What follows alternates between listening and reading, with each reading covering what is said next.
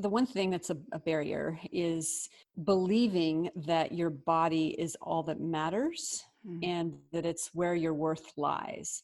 And so that works really well when you are happy with how you look. It doesn't work very well when you're not happy with how you look. If it's been ingrained in you that your worth is how you appear to someone that's going to prey on you, and that's really twisted. It doesn't make sense. It totally didn't make sense to me that I struggled with this, because I thought, well, I should be like repulsing that kind of attention, right? I should be like, ugh, I should push it away. But I realized that if we're broken in a particular way, we tend to try to complete a story that's incomplete.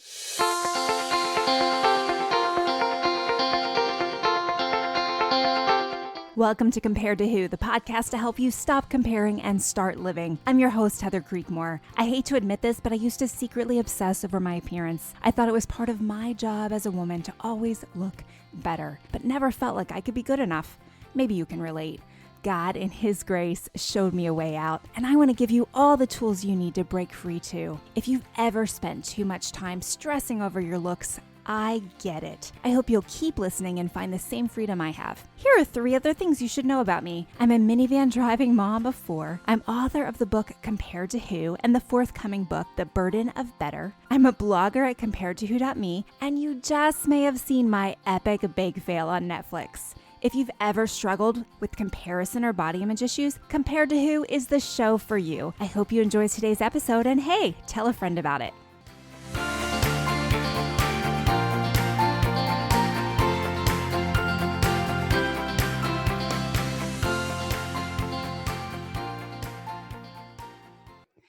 Hey there, welcome to the Compared to podcast and videocast. I'm Heather Creekmore, and today I'm here with my friend Mary DeMuth. Mary is an international speaker and podcaster, and she's the novelist and nonfiction author of over 40 books. I was going to guess it was like 100, Mary.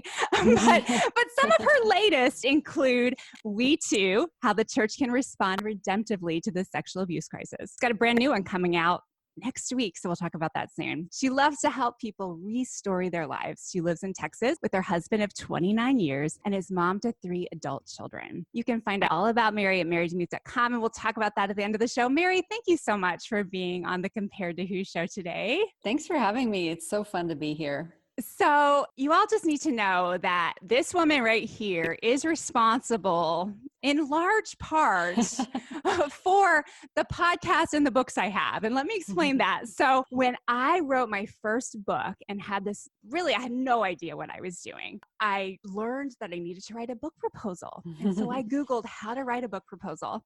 And I found a document by Mary online. And then I decided to stalk Mary because, you know, that's what you do. And I found out that she lived like 15 minutes from my house.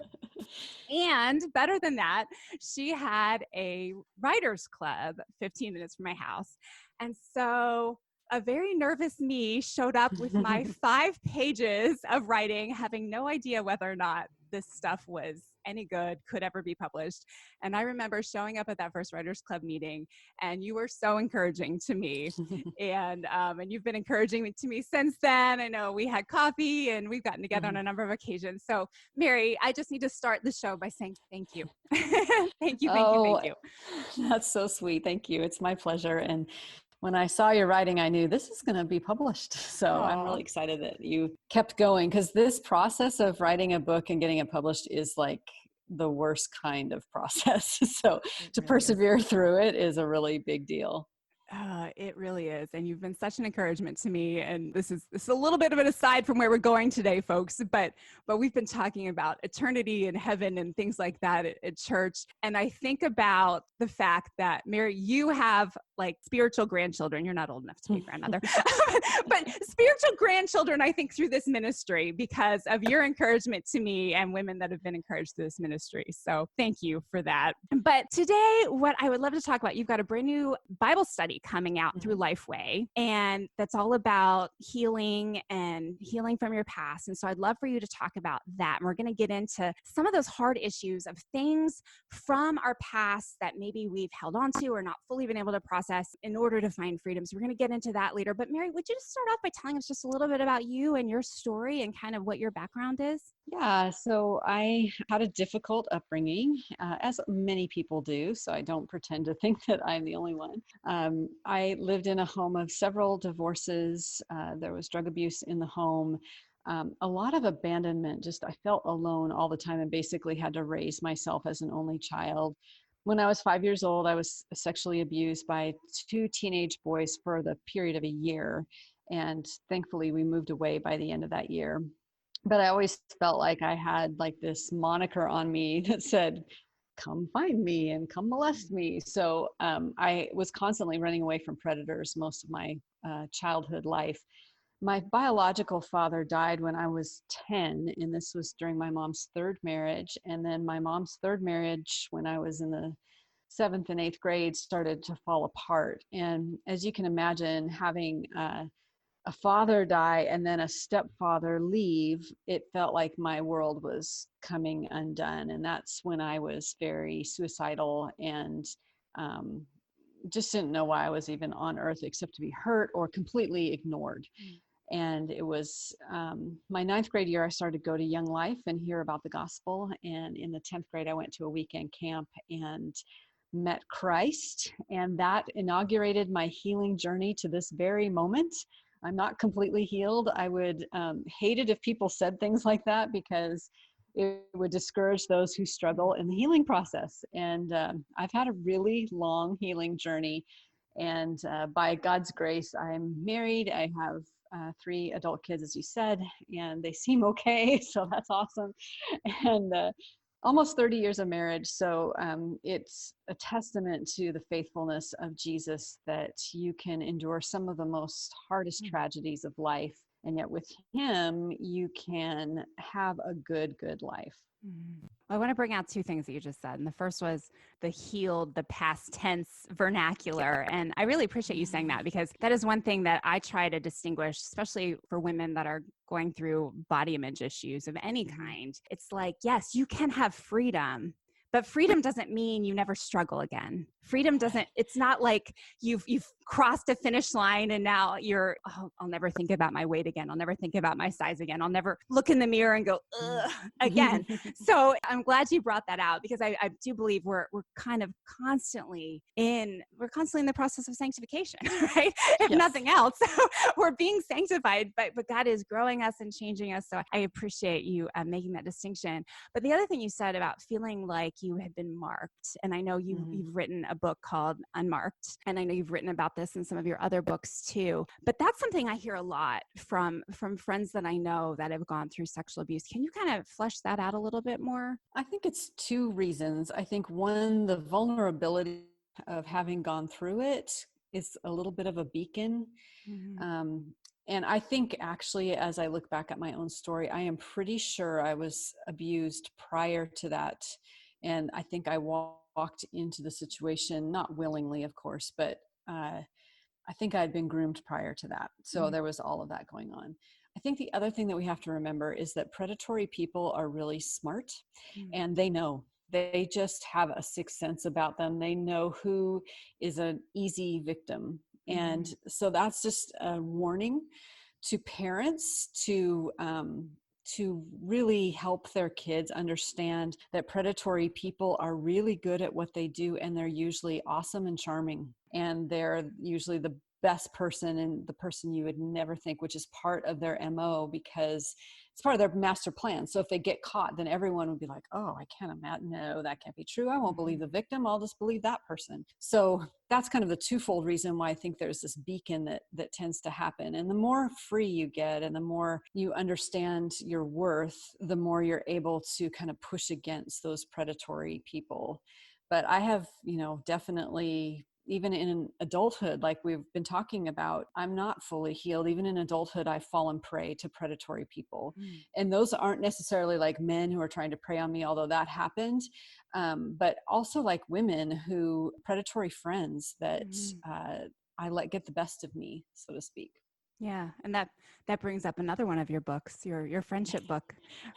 What is it? The Seven Deadly. Remind me of the title of it, Mary. Yeah, that's it. The Seven Deadly Friendships. Okay. Yeah. There's all kinds of numbers out there. I didn't want to get it Yes. wrong. Seven Deadly Yes. Friendships. Yep, that's another great book. And so if you're listening today and you've struggled with friendships and why am I attracting the wrong friends, or do I keep Yes. getting myself into these friendship situations that are frustrating and feel kind of wrong, read Mary's book, The Seven Deadly Friendships, because it was a real resource for that. So can you kind of tell us a little bit, what has been your process to move forward in your healing journey? Like, I know your book is unmarked. What has been your process of finding your worth on your journey? Stops and starts, definitely. Mm-hmm. I still struggle with finding my worth. But I would say the most important thing I did was in college. So I'd been a Christian for maybe 3 years. I started to tell my story to trustworthy and sweet people. Mm-hmm. And often I will tell people that an untold story never heals. Mm-hmm. If we shove it down and we don't want anyone to know about our terrible past or the thing that happened to us, we won't heal from it. You have to bring it out into the light. And so a big portion of just a chunk of healing came in college when these dear friends just laid hands on me and prayed for me for 4 years. And I basically just cried through those 4 years. I was so broken. I was so needy. And of course, in college is when everything comes roaring to life. And so I'm really grateful for that. So that was a big part of it. But then something that kind of stopped the growth is I kind of did this. I kind of wiped my hands of it all and I kind of made a little declaration. I said, henceforth, I am healed and I am never going to deal with this again. Hallelujah. And I also told God that he owed me a perfect life because I'd had this crappy upbringing and I'm like, nope, no more pain. And those two things didn't work out well for me. First of all, once you get married and you're a sexual abuse survivor, you have to deal with having sex. So that was pesky. And also I started having children. And when my oldest reached 5 and she was the little girl, I just relived everything again and had to go back to counseling. So my process has been talking about it, counseling, praying, lots of prayer, trauma therapy, just all sorts of variety of things. But I would say, and I don't mean this to be dismissive of counseling at all because I've gotten a lot out of it, but I would say so much of it has come from just me telling my story to really sweet people and having them pray. Yeah, that's good. And it also kind of makes me think of that C.S. Lewis quote where when you share your story, how many people come back and say, what? You too, I thought it was just me. And so how much freedom you bring to other people. And they're like, I've never told anyone that, but since you have the courage to share that, then I have the courage to share my story with you. And that kind of segues a little bit into your book that came out, I believe it was last year, the We Too, #WeToo book about just how the church has handled sexual abuse in the church. Would you like to tell us just a little bit about that? Yeah, I wrote that because I kept hearing these same stories about people, church leadership praising the perpetrator and marginalizing the victim. And that didn't make any sense to me because if I thought about Jesus for a minute, he would not have done that. He would have called out the perpetrator and done everything possible to protect the survivor, and he would have believed the survivor. And so thus began a very long journey of just researching what has the Bible say about sexual assault, also what has church history said about how this has been processed. And honestly, it started really well. There were, within the Catholic Church, in the beginnings of the Catholic Church, there were several kind of reformers who talked about this issue, in particular about pedophilic priests. But during the Reformation, what happened was the Catholic Church really pulled itself back into itself, and we're all about reputation management. And that same kind of DNA, obviously, because the Protestant church came from the Catholic Church, all that DNA just stayed. And it's been this kind of secretive, let's keep that quiet. We don't talk about that stuff in church. If there's a leader that does it, we're just going to quietly dismiss and let him go perpetrate or her perpetrate somewhere else. I mean, this pattern's gone on until this decade. And thankfully, God is saying enough, and the light is being shed. And so my hope in writing that book was just to bring light from a perspective of someone who absolutely adores the church. So I didn't write the book to be like, oh, the terrible church and they just get it wrong all the time. No, there's great parts of the church. This is just an issue that I believe is part of revival, and God is bringing it to light so that we can be revived and understand what's going on in the world today and how to lovingly empathize with people who are hurting. Yeah, that's really good. And so kind of to that end, I mean, we know that we have people in our churches that are hurting. Mm-hmm. Right. So we're going to take two different angles on this. First of all, the first angle is for someone who doesn't have that story.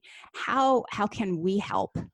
What can we do? Right. So that's why I wrote this into the light. Oh, well, then it's the perfect segue. There we go. Well, the study is it's twofold. It's for the person who wants to help people who are broken and maybe doesn't know how. Or is for the person who is compassion fatigued. They've been helping for so long, they can't bear another story. But underneath all of that is also a journey of healing. And so it's kind of got that twofold thing. It helps you to heal from your story so that you can help other people heal from their story. And that process can be very beautifully biblical. And that's why it's a Bible study, because it helps people to uncover the Word of God in a way maybe that they never have before, in a very realistic, feet on the ground kind of way. Like, people are asking questions like, if God really loves me, why did this happen to me? I mean, that's a very honest question, and one I do not want people to dismiss, but to work through.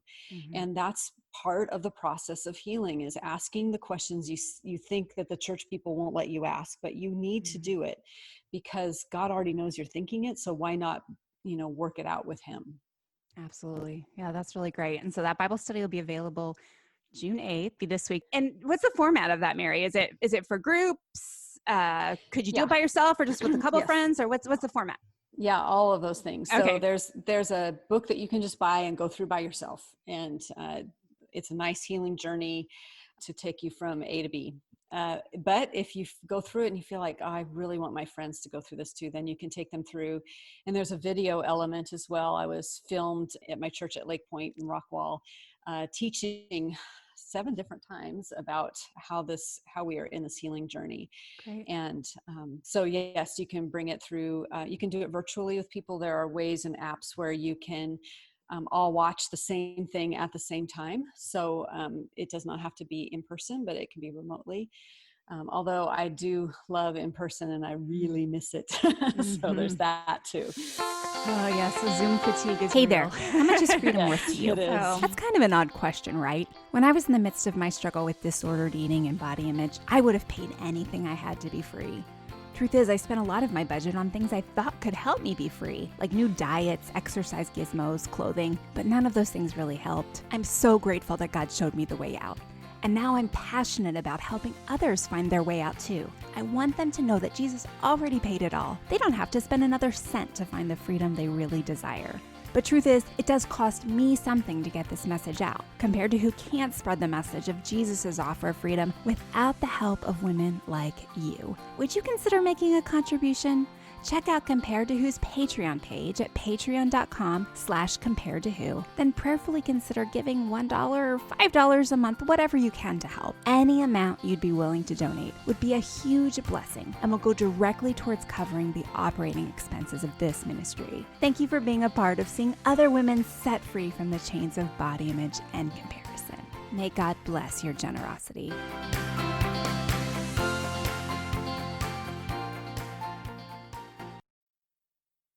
Well, Mary, because you're on the Compared to Who show, one question that I always ask is what has your struggle with body image and comparison been like? And I love the fact that you do have this story that is maybe a little different than some of the stories that I've been able to share before on the show. So kind of flesh out what your journey's been like, and then also what is a common journey for someone who has suffered horrible sexual abuse as you have? Right. So the one thing that's a barrier is believing that your body is all that matters and that it's where your worth lies. And so that works really well when you are happy with how you look. It doesn't work very well when you're not happy with how you look. But if it's been ingrained in you that your worth is how you appear to someone that's going to prey on you, and that's really twisted. It doesn't make sense. It totally didn't make sense to me that I struggled with this, because I thought, well, I should be like repulsing that kind of attention, right? I should be like, ugh, I should push it away. But I realized that if we're broken in a particular way, we tend to try to complete a story that's incomplete. So what I was trying to do was to recreate or finish a story that was unfinished. And so I kept chasing after what I couldn't have, so to speak. And there was a lot of body image involved in that, and a lot of feeling like I wasn't enough if I didn't attract attention. But there's also, a couple of other things that I just got an email from a woman this week, and she said she's really struggled in high school with anorexia, and almost died from it. And now she's 100 pounds overweight. And I told her, I just want you to offer yourself some grace, because this is a very, very common reaction to sexual abuse.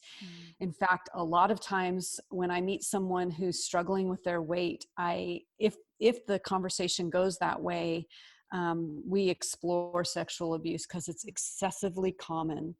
And the reason people struggle with it is they'll either try to do what I did, which hyper be cute, or desirable by eliminating food, or we're so freaked out by being touched by somebody that we eat a lot of food, and it's of course not all about food, but you know what I'm saying? We just let ourselves go because we think, well, if I'm overweight, then I won't be attractive, and I do not have to deal with these difficult thoughts. The other part of all of this is learning to realize that you are not meant for abuse. And that was very pesky in marriage as well. And, we have walked through some hard valleys of me having to say, this is hard. And it's, for me, it was about choosing and not always being able to choose to interact and be available that way. And I just want to offer your watchers and listeners some grace. First of all, that it's normal. You're normal to struggle. 100% of people who have been sexually abused struggle with the intimate act of marriage, 100%. And so that is difficult. And talking about it frankly with your spouse is a really good way to start, and also getting some counseling, because it's very hard. And even I think this relates to every human being. So if you were raised in an evangelical circle and you were told your whole life, sex is bad, sex is bad, sex is bad, sex is bad. And then one day you say a bunch of words, you wear a white dress, you put a ring on your finger, and suddenly sex is awesome, sex is awesome, sex is awesome. That is a very weird transition. And so even if you've never been abused, that's a very strange transition to go from this is evil to this is good. And I will just say that learning to honor that part of your marriage vows is difficult, and it is a journey, and it can get better. And I'm living proof of that. Not to put myself up on a pedestal at all. It's been hard won, and I've cried 1,000 tears. And then I would say, just kind of the last part of your question is, have I struggled with body image? Yes, in particular as I age. Had one of those amazing metabolisms growing up that I wish I would have been more grateful for it back then. It was awesome. I could eat anything. But mid-age has caught up with me, and to be in a different body than I ever expected myself to be in, and still having a little bit of that tie of my worth is tied to how I appeal to the opposite sex, is so difficult. And I've been doing a lot of hard work working through it. And of course, being healthy and trying to do all that, but it's more than that. It's like learning to shake hands with what you see in the mirror and realizing it's not going to get better until we have that awesome heavenly body. It's not, it's entropy happens, it's just what it is. And also the other thing I remember, and then I'll stop, but I remember like looking at pictures of myself in my 20s and 30s and even 40s and thinking I was so cute. And then realizing when I was in my 20s, 30s and 40s, I was picking myself apart like, oh, well, this and that, and oh, those and this. And now I'm like, okay, now that I'm in my 50s, I need to just be happy with where I'm at, because it's not going to do me any good to hit myself over the head about how I feel about how I look. So that's my very long answer. Yeah, no, that's awesome. There's so much in there, and I kept thinking, oh, we should talk about that. Sorry. Oh, and I probably needed to keep a list.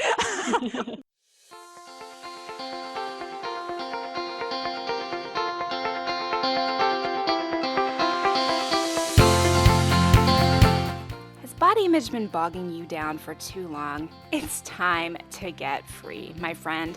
Go to comparedtowho.me, take your free body image awareness quiz. You will learn amazing things. You'll get your results right away. And I think you'll have fun too, because who doesn't love to take quizzes? Go to comparedtowho.me. There's lots of great resources on that site. Articles about body image and comparison and how you can find freedom through the gospel of Jesus Christ. Check it out today, right after this episode, of course.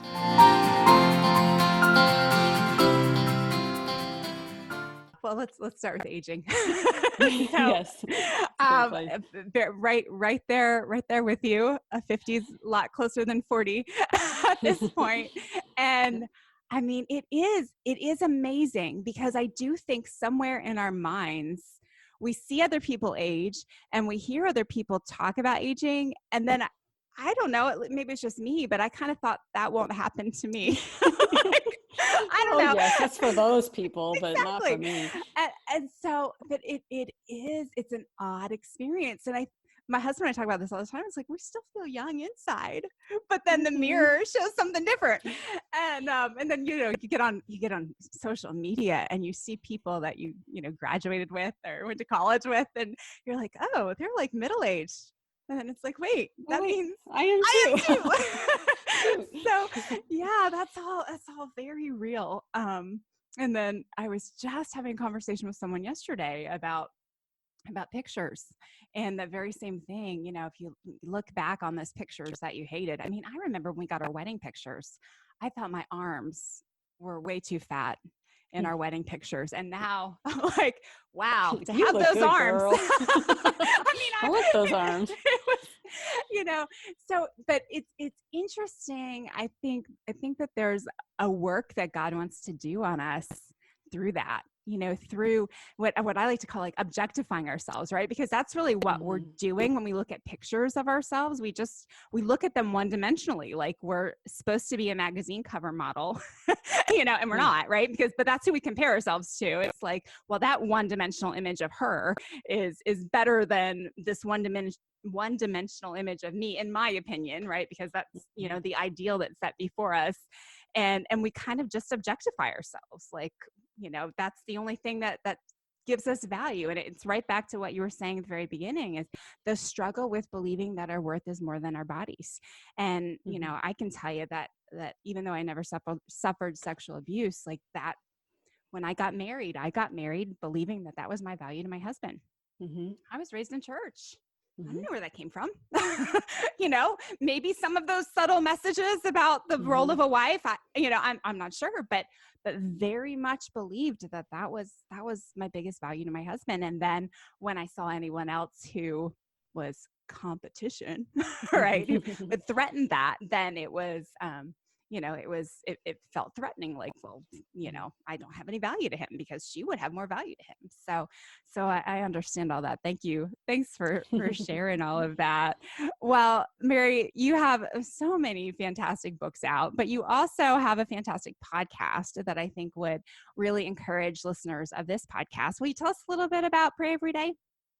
Yes, it's super quick. It's 5 minutes, and it follows the title, I Pray Every Day for You. And we go through scripture. So currently right now we're going through the book of Acts, and I read about 5 to 10 verses a day. And then I pray according to that story or that part of scripture for my listeners.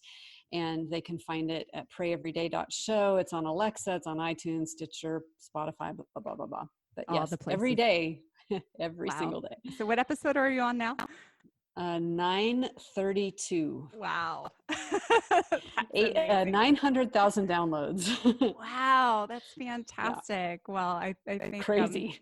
Yeah, I think it would bless my listeners too. So check that out, friends. You'll really will enjoy that. As we kind of tie things up today, I have a random question for you, because you also wrote a book. This is highlights of Mary's book is what this podcast has turned into. but you wrote a book called The Day I Met Jesus. Mm-hmm. And that's one of my favorites that you've written. And we've been watching The Chosen. So my question, have you been able to watch The Chosen? We have watched some of it. Okay. The side of me that, and I'm not really a historical fiction writer, but the historical fiction writer side of me is a little cringy. But other than that, I think I think what they're trying to do is really important. Because, well, when I was watching it, and just, it does, I'm not going to say it does the same thing you do in the book, because I do think that you guys tried to stay real close to the biblical narrative and they take some more liberties in The Chosen, but we've really enjoyed The Chosen series. But I loved, if you like The Chosen and if you've watched The Chosen and enjoyed that, I think that you would enjoy reading Mary's book. And you wrote it with Frank Viola. Okay. But it's The Day I Met Jesus, and it's, Mary, why don't you tell me about it? Yeah. So it does kind of take that same idea of going deeper into someone's story. So 5 women of the New Testament, these are actual people that are populating the New Testament, and kind of unpacking their stories based on scholarship and of course the biblical narrative. And what does that mean to us today? And so when you have someone like the woman with the issue of blood, what does that, what were the implications for her? Or the woman at the well, a lot of scholars believe that she was barren. That's why she had so many husbands. She wasn't promiscuous. It's that she could not produce an offspring, and that you could easily issue her a certificate of divorce because she wasn't producing offspring, which makes her story even more beautiful and more broken. Absolutely. So, so based on scholarship, so I write the fiction narrative, but trying to stay as close to the Bible as possible. And then Frank unpacks it into the so what part of the book. So what does this mean for you? Mm-hmm. It's a really great book. So one more book to add to your reading list of I don't know. Have we talked about 10 different books now, Mary? so 10 of Mary's 800 that you should check out this summer. Well, Mary, everyone can connect with you. Tell us all the places that you'd like to connect with people. Sure. So I'm at Mary DeMuth on Twitter and Instagram, marydemuth.com, we2.org. And if people want to get a 21-day free email sequence on how to heal from sexual abuse, I have a website called writermastermind.com, which is where you'll find the proposal tutorial that Heather talked about at the beginning. So if you need to write a book proposal, those are there. And prayeveryday.show. So those are a lot of things, but I'm a busy lady. So we'll get them all in the show notes so people can connect with you in whichever way works best for them. Yes. Well, Mary, thank you so much for being on the Compared to Who show today. Fun to catch up with you and to see you. I don't see you now that I'm in Austin and you're still in Dallas. So it's so nice to see you. Thanks for being on, Mary. And thanks for sharing your story. We appreciate it. Yeah. My pleasure. Well, that's all for today's Compared to Who podcast. I hope something that you've heard today helped you stop comparing and start living.